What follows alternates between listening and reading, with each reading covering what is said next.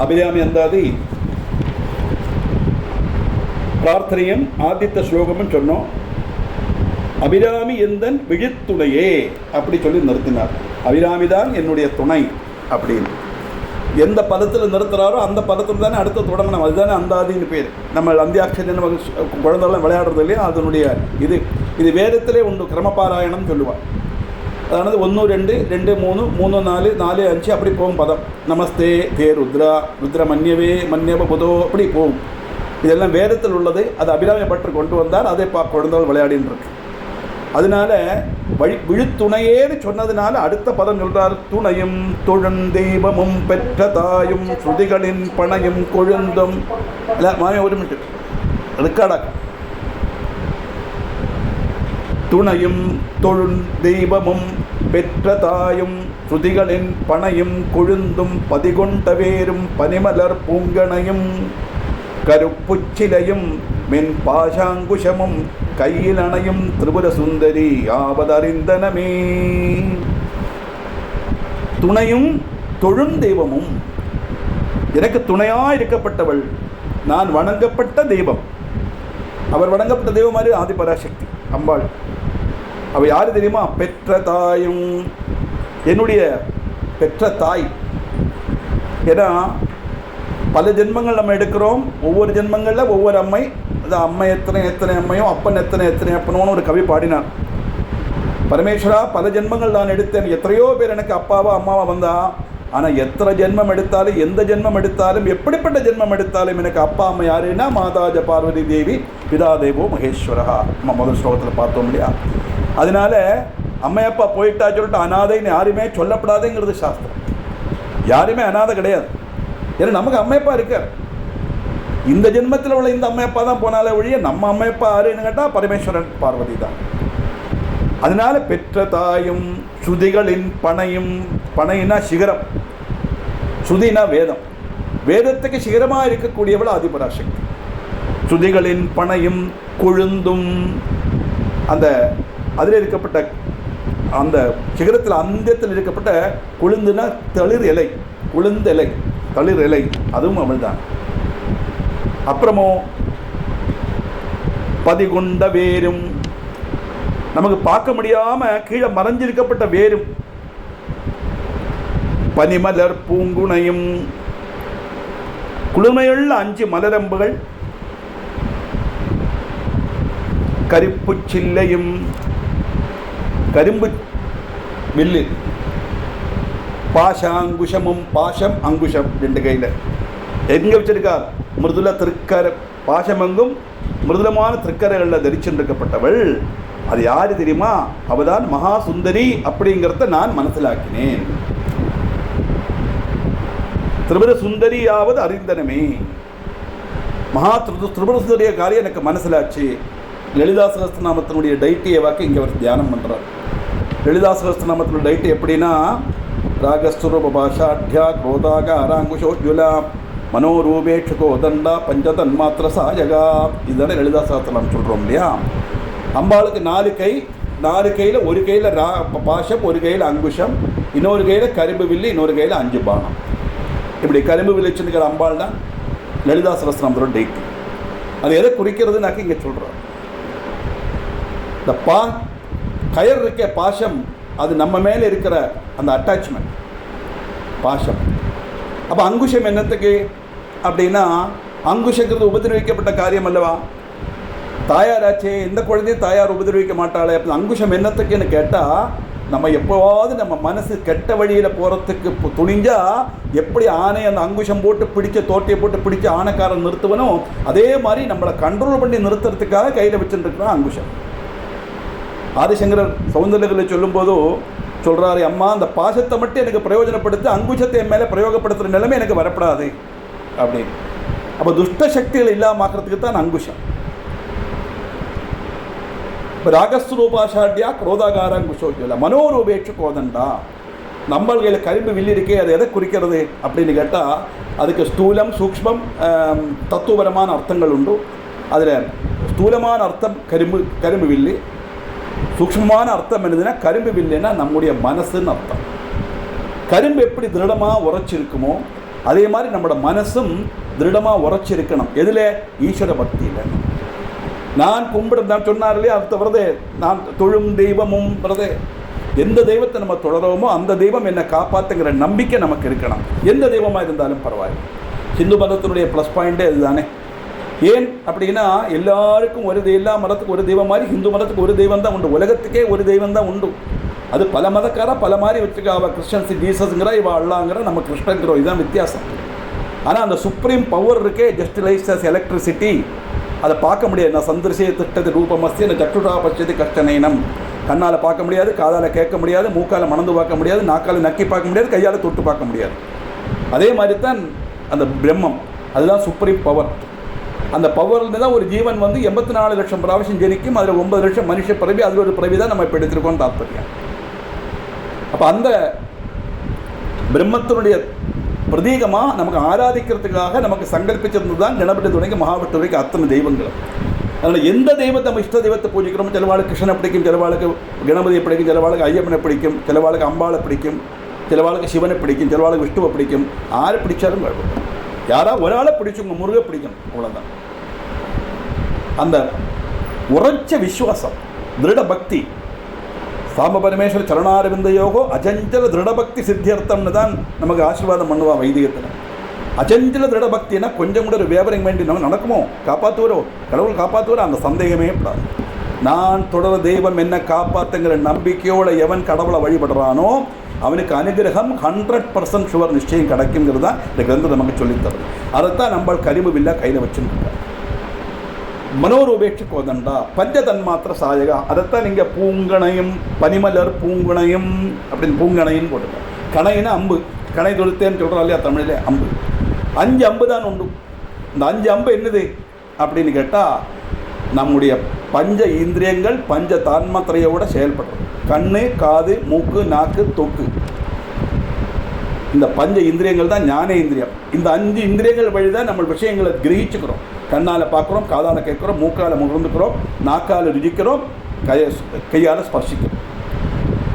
இந்த 5 இந்திரியங்களுக்குள்ள ஒரு working ability capacity இருக்கே, அதைத்தான் தன்மாத்திரை சொல்லப்படுது. சப்த ஸ்பரிஷ ரூப ரச கந்தம், இதுதான் பஞ்ச தன்மாத்திரை. சப்த ஸ்பரிஷ ரூப ரச கந்தம், அதுதான் தன்மாத்திரை. இதெல்லாம் பேசிக்காக லலிதாசனம் படிக்க தொடங்கின வாழ்க்கெல்லாம் நான் நோட்ஸு கொடுத்துட்டு உண்டு. அது இல்லாதவளை வந்ததுனால நான் இப்போ எக்ஸ்பிளைன் பண்ணுறேன்னு, அவ்வளவுதான். இப்போ கொஞ்சம் கூட உங்களுக்கு ஒரு ரிவிஷனாக இருக்கும் அது. அப்போ சப்தம் காதுக்கு, ஸ்பர்ஷம் தொக்கு ஸ்கின்னுக்கு, ரூபம் கண்ணுக்கு, ரசம் நாக்குக்கு, கந்தம் மூக்குக்கு. இப்படி சப்தஸ்பரிஷ ரூபரச கந்தங்களோட கண்காது மூக்கு நாக்கு தொக்குங்கிற பஞ்ச இந்திரியங்களும் ஈஸ்வர விசாரமான உரைச்ச மனசுக்கு அடிமைப்பட்டு ஈஸ்வர விசாரத்திலே இருக்கிறத காட்டுறது தான் கையில் உள்ள 5 அம்பு. அப்படிப்பட்ட 5 அம்பும் கையில் வில்லன் தரிச்சிருக்கப்பட்ட அந்த தேவி திரிபுர சுந்தரி தான் அப்படின்னு நான் மனசில் ஆக்கினேன் இப்போ அப்படின்னு பார்க்குறேன். அதாவது அவரை சாயந்தரம் சந்திரன் உதிக்கலைன்னா உன்னோட தரையை வெட்டிடுவேன்னு சொல்லியிருக்காரு இல்லையா. அப்போ அந்த மரண பயம் இல்லை. எந்த தேவி என்ன சொன்னாலோ, எந்த தேவி மனசில் தியானம் பண்ணணும், அந்த தேவி அவர் பிரார்த்தனை பண்ணுறார். என்னை காப்பாற்ற வேண்டியது உன்னுடைய பொறுப்பு, இல்லை மரணமாக்குமா அதே நான் ஏற்றுக்கிறேன். இதுதான் பக்தியினுடைய ஒரிஜினல் லட்சணம். எதுவாக இருந்தால் everything is predetermined அப்படிங்கிறத நம்ம அண்டர்லைன் பண்ணி வச்சுக்கணும். நம்மால் எதையும் மாற்றவும் முடியாது, புதுசாக சாதிக்கவும் முடியாதுன்னு தாற்பயம். இதெல்லாம் தான் இந்த விஷயங்கள் தெரிஞ்சுக்கலாம். அதுதான் இந்த கிளாஸினுடைய உத்தேசமே. சும்மா பாட்டு மட்டும் பாடுறது அல்ல, ஸ்லோகம் மட்டும் சொல்கிறது அல்ல. What is the message we are getting out of it? அப்போ தான் நமக்கு அது பெனிஃபிட் கிடைக்கும். இது சொல்ல சொல்ல சொல்ல பாருங்கள், 5-6 கிளாஸில் சொல்ல சொல்ல வரும்போது நம்மளோட மனசு பயங்கரமாக அது நல்ல ஒரு ரிஃபைன்ட் மைண்ட் ஆகிடும். நம்முடைய மைண்ட் எதுக்குமே நமக்கு பயப்பட மாட்டோம், கலங்க மாட்டோம். அப்படி நான் அறிந்தேன் இது சுதர்பஸ்தரின்னு. எப்படி அறிந்தேன்? அறிந்தேன் ஏவரும் அறியா மறையை அறிந்து கொண்டு செறிந்தேன் உனது திருவடிக்கே திருவே வெறுவி பிரிந்தேனின் அன்பர் பெருமை எண்ணாத கரும நெஞ்சால் மறைந்தே விழும் நரகு கூறவாய மனிதரையே. அம்மா, யாருக்குமே தெரியாத ஒரு ரகசியம் நான் மனசிலாக்கினேன். என்ன தெரியுமா? அதை எப்படி நான் தெரிஞ்சினேன் தெரியுமா? உன்னுடைய திருச்சரணங்களை நான் சரணம் பிராபிச்சதுனால தெரிஞ்சுட்டேன். யாருக்கும் தெரியாத ரகசியம் நான் தெரிஞ்சுட்டேன். உன்னுடைய பாதார விண்டத்தை நமஸ்காரம் பண்ணினதுனால என்ன தெரிஞ்சின்றேன், உன்னை யாரெல்லாம் சேவிக்கிறாளோ அந்த பக்தன்மாருடைய மகத்துவம் மனசிலாக்கிறதுக்கு விரும்பிடாம கர்மபலம் கொண்டு நகக்குழியில் போய் சென்று விடுறோமே மனுஷன் புத்தி இல்லாதவன். அப்படிப்பட்ட மனுஷாளை பார்த்து நரகத்தில் விழாமைக்கு அவளுமாயிட்டு உள்ள எந்த ஒரு சகவாசமும் படாதுன்னு நான் நினைச்சிட்டேன். அதை நான் மனசிலாக்கினேன். அப்படின்னா என்ன அர்த்தம் அப்படின்னா, நரகம்னா என்னது? நரகம்னா ஒரு பெரிய லோகம் இருக்குது, அங்கே நிறைய இழுப்பச்சட்டில் எண்ணெய் விட்டுருப்பா, நம்மளை போட்டு வரப்பா, அப்படி செய்வா இப்படி செய்வா, நம்ம என்ன சிப்ஸாக வறக்கிறதுக்கு. இதெல்லாம் பயமுறுத்துறதுக்காக சொல்லப்பட்ட விஷயம். சொர்க்கம்னா என்னது, நரகம்னா என்னது நம்ம தெரிஞ்சுக்கணும். சொர்க்கம்னா ஆகாசத்துக்கு மேலே இருக்கப்பட்ட ஒரு இடம், அங்கே இந்திரன் அமிர்த பானம் பண்ணுவார், அங்கே போனால் நமக்கு எல்லாம் கிடைக்கும், உருவசிரமத்தில் டான்ஸ் எல்லாம் பார்க்கலாம், அப்படி இருக்கலாம், அதெல்லாம் கதைகளாக சொல்லித்தரா, அவ்வளவுதான். சொர்க்கம்னா ஏதோ ஒரு உலகம் கிடையாது. அது மட்டுமல்ல, உருவசிரம்பத்தில் நம்முடைய டான்ஸ் பார்க்கறதுக்காக ஏகாதசி பட்டினி இருந்து துவாதசி பாரணை பண்ணி சொர்க்கத்துக்கு போக வேண்டிய அவசியமே இல்லை. நம்ம கையில் ரிமோட் அமைக்கினா ஃபர்ஸ்ட் கிளாஸ் உருவசியெல்லாம் இங்கே ஆடின்னு இருக்கா. அப்போ என்ன வாக்கு இது சொல்லுறது அப்படின்னா, சத் சம்சர்கா சொர்க்கா. நல்ல சம்சர்க்கம், நல்ல கூட்டுக்கட்டு, நல்ல ஒரு இப்போ இதே இது ஒரு சத்சங்கம் தானே. அதனால தான் துர்கா பரமேஸ்வரி சத்சங்கன்னே பேர் வச்சிருக்காது. சத்சங்கன்னா நல்ல விஷயங்களை நம்மளோட மனசை சீர்படுத்தி நல்ல விஷயங்களை சிந்திக்கிறதுக்குள்ள அது. ஏன்னா மனசு சொன்னால் கேட்காது, பெரிய ஒரு குதிரையாக்கம். சிவானந்தில் பயங்கரமாக வர்ணிக்கிறார், என்னால் கட்டுப்படுத்த முடியலை, அப்படிப்பட்ட பெரிய ஒரு குரங்கு அது. அதை பரமேஸ்வரா நீ தான் கட்டுப்படுத்தணும் அப்படின்னு சொல்கிறார் சிவானந்த கரியில். அந்த மனசு இப்படி அலைஞ்சுட்டே இருக்கும். ஆனால் அந்த மனசை ஈஸ்வரன் நல்ல விசாரத்தை நம்ம கொண்டு வந்தோம்னா அதோடைய கொஞ்சம் கஷ்டம், ஆதிமெல்லாம் கொண்டு வரது கஷ்டம். ஆனால் அது நிரந்தர பரிசிரமத்தினால நம்ம கொண்டு வந்துட்டோமே. ஆனால் அந்த மனசு நல்ல விசாரத்திலே சிந்திச்சிருக்கும் போது நமக்கு எந்த விதமான துக்கமோ கஷ்டமோ எதுவும் வராது. தப்பு பிரயாசங்கள், லாபம் நஷ்டம் துக்கம் பிரிவு எல்லாம் வரும், அது லௌகியத்தில் உள்ளது. அது நம்ம மனசை பாதிக்காது. தப்பு அப்படி பாதிக்காமல் இருக்கிற அளவுக்கு நம்மளை மனசை சீர்படுத்தப்பட்ட சங்கத்தை தான் சத் சங்கம், அதுதான் சொர்க்கம். அதாவது எங்கேயோ உள்ளது கிடையாதுன்னு அர்த்தம். இப்போ நரகம்னா என்னது? அசட் சம்சார விஷய ஜன சம்சர்கா நரகா.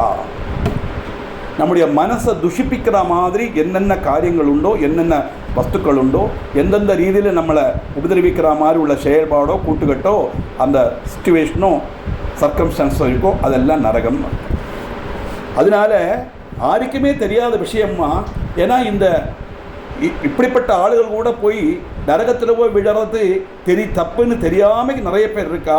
ஆனால் நான் தெரிஞ்சின்றேன், என்ன தெரிஞ்சின்றேன், இவங்க கூட சேர்ந்தா நரகத்துக்கு தான் போகவேன்னு சொல்லி துஷ்ட சக்திகள் கூட சேராமைக்கு அவள்கிட்டேருந்து நான் பிரிஞ்சு வந்துட்டேன், மாறி வந்துட்டேன். அதான் பிரிந்தேன். எப்படி? நீ நண்பர் பெருமை எண்ணாத கருமை நெஞ்சால் மறிந்தே விடும் நரகுக்கு உறவாய மனிதரையே. ஆரை பிரிந்தேன்? உன்னுடைய பிரபாவத்தை மனசிலாக்காமைக்கு கல் நெஞ்சம் பிடிச்ச மனுஷாளுடைய கூட்டுக்கட்டு போய் நரகத்தில் விழறதுலேருந்து நான் என்னை காப்பாற்றி கொண்டு வந்தேன். காரணம் என்ன? நான் உன்னை மனசிலாக்கினதுனால, அந்த ரகசியம் நான் மனசிலாக்கினதுனால அப்படின்னு தாற்பயம். So what is the message of the shloka? ஈஸ்வர விசாரத்தோடு நம்ம இருக்கப்படும் போதும் நம்ம மனசு எந்த விதமான துஷ்ட சிந்தையிலையும் துஷ்ட சம்சர்க்கத்திலேயும் அது போகாது. தாற்பயம் போகாமல் இருந்தால் தான் அந்த பக்திக்கு பிரயோஜனம் கிடைக்கும். அப்படிப்பட்ட மனிதரே, நான் உபயோகமில்லாத உபதிரவப்பட்ட மனிதரை விட்டு நான் பிரிஞ்சு வந்துட்டேன் உன்னுடைய மகத்துவத்தினால. எப்படி? மனிதரும் தேவரும் மாயா முனிவரும் வந்து சென்னி குனிதரும் சேவடி கோமளமே கொன்றைவார் ஜடைமேல் பனிதரும் திங்களும் பாம்பும் பகீரதியும் படைத்த புனிதரும் நீயும் என் புந்து என்னாலும் பொருந்துகவே. மனுஷாலும் தேவன்மாரும் ஒரு காலத்தில் மரணமில்லாத அமரத்துவம் கைவரிச்ச முனிவரும் வந்து தலைகுனிஞ்சி வணங்கப்பட்ட உன்னுடைய சேவடி. மனுஷா வணங்குறா, தேவன்மாரும் வணங்குறா. எப்படிப்பட்ட தேவன்மார்? ஒரு காலத்திலே மரணமில்லாத அமரத்துவம் கைவரிச்ச முனிமார் எல்லாரும் உன்னுடைய திருச்சேவடிகளை நமஸ்காரம் பண்றாக தேவி. எப்படி?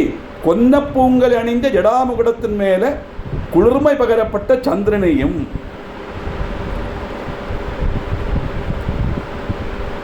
ஜடை சிவனுக்கு தானே, அம்பாளுக்கு எது ஜடை அப்படின்னு தோணும். கபர்தம் ஜட சிவனுடைய ஜடையுடைய பேர். அந்த கபர்தங்கிற ஜடையை தரிச்சதுனால அவருக்கு கபர்தன்னு பேர். அவருடைய சக்தி ஆனதுனால அம்பாளுக்கு கபர்தினி அப்படின்னு பேர். சிவன் வேற சக்தி வேற கிடையாது, ரெண்டும் சேர்ந்திருந்தா தான் பூர்ணதை தான் சிவசக்தியா யுக்தோ यदि भवति शक्तः प्रभवितुं न चेदेवं देवो न खलु कुशलस्पन्दितुमपि. சௌந்தரலகரில முதல் ஸ்லோகமே அதுதான். சிவன் வேற பார்வதி வேற கிடையாது தாற்பயம். அதனால அம்பாளுடைய ஜடை, அந்த ஜடையில கொன்னிப்பூங்கள் அணிஞ்ச ஜடை. அது மட்டுமா, அங்கே என்ன இருக்கு? பனிதரும் திங்களும். திங்கள் தான் சந்திரன், நல்ல குளிர்மையை கொடுக்கப்பட்ட சந்திரன். சந்திரனுடைய நிலாவு நல்ல குளிர்மையை கொடுக்கப்பட்டது. சந்திரன் சொன்னால் நம்முடைய மனசு தெரிஞ்சுக்கணும். அதை நான் அடுத்த கிளாஸில் எக்ஸ்பிளைன் பண்ணுறேன். உலகத்தையும் அந்த ஜடையில் இருக்கிற பாம்பு. அது மட்டுமா, பகீரதையும் படைத்த புனிதரும் நீயும். பாகீரதியும், பகீரதினா பகீரதிய மகம், பகீரதியும் போட்டுக்கணும், பகீரதின்னு மாற்றிக்கணும். அது பகீரதியும். பகீரதினா யாரு? கங்கை. பகீரதன் அதிக பிரயத்னம், பயங்கர கஷ்டப்பட்டு அந்த ஆகாச கங்கையை கொண்டு வந்தான். அந்த கங்கை பிரவாகம் வரும்போது பிரம்மதேவன் சொல்கிறான், நான் இன்னைக்கு அவனுடைய தபசுடன் சந்துஷ்டே, நான் உனக்கு கங்கையை விட்டு தரேன், ஆனால் இதனுடைய பிரவாகத்தை பூமி தேவைக்கு தாங்க முடியாது, அதுக்கு நீ ஏதாவது வழி செய்யும்போது பரமேஸ்வரனை பிரார்த்தனை பண்ணுறான். பரமேஸ்வரன் தன்னுடைய ஜடையில தாங்கின்றார். அப்படி ஜடையில தாங்கி அந்த ஜடையில வச்ச உடனே ஒழுகிற கங்கைக்கு ஒரு தோணு, பரமேஸ்வரனுடைய மண்டையை பிளர்ந்து போயிடணும் அப்படிங்கிற அகங்காரம் வந்துருத்தான். அதை மனசிலாக்கின பரமேஸ்வரன் ஜடையில கட்டி போட்டுட்டார் அவளை. பகீரதன் பார்க்குறா, ரொம்ப சிரமப்பட்டு வருஷக்கணக்காக தபஸ் பண்ணி கொண்டு வந்தேன், இப்படி ஜடைக்குள்ளே வச்சுருந்தா எனக்கு என்ன பிரயோஜனம்? அது பாதாளத்தில் போனால் தானே என்னுடைய முன்னோர்களுக்கு இது கிடையாது, சகராம புத்திரன்மாருக்கு மோட்சம் கிடைக்கத்தானே பகீரதன் கங்கை ஸ்தானம் பிரார்த்தனை பண்ணுறார். அப்படியே ஒரு முடி அப்படியே ஜடையிலேருந்து பிழகி எடுத்தால் அந்த முடி வழி ஒழுகின கங்கையாக்கு இப்போ வந்துருக்கு. அதனால அந்த பகீரதனால கொண்டு வரப்பட்டதுனால பாகீரதி. அப்போ அந்த ஜடையில் என்னெல்லாம்? குளிர்மையான சந்திரன், பொன்னப்பூ மாலை, பாம்பு, வாசுகிங்கிற பாம்பு, கங்கை, இதெல்லாம் தரிச்சுருக்கப்பட்ட நிர்மல சுரூபனான சிவனும். சிவனுடைய வர்ணனையாக்கம். சிவன் மட்டுமல்ல, சிவனும் புனிதரும் படைத்த புனிதரும் நீயும். சிவன் மட்டுமல்ல, நீயும். ரெண்டு பேரும் பிரிக்க முடியாது. நீங்கள் ரெண்டு பேரும் சேர்ந்து என்ன செய்யணும்? என்னுடைய புந்தி என்னாலும் பொருந்துகவே, என்னுடைய புத்தியில் எப்போதும் பிரகாசிச்சுட்டு இருக்கணும் அப்படின்னு சொன்னால், நேரத்தை சொல்லிட்டார மாதா பார்வதி தேவி பிதாதேவோ மகேஸ்வரான்னு சொல்லியாச்சு இல்லையா? அம்மையப்பனாக இருந்து பார்வதி பரமேஸ்வரனாக இருந்து நீங்கள் எத்தோட்டு என்னுடைய புத்தியில் பிரகாசித்து எனக்கு அனுகிரகம் பண்ணணுங்கிற பிரார்த்தனையாக அங்கே வருது.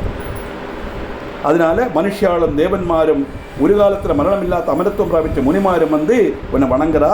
அப்படிப்பட்டவனுடைய கோமளமான திருச்செயுடைகளை வழங்குற சமயத்தில் வழங்குறா.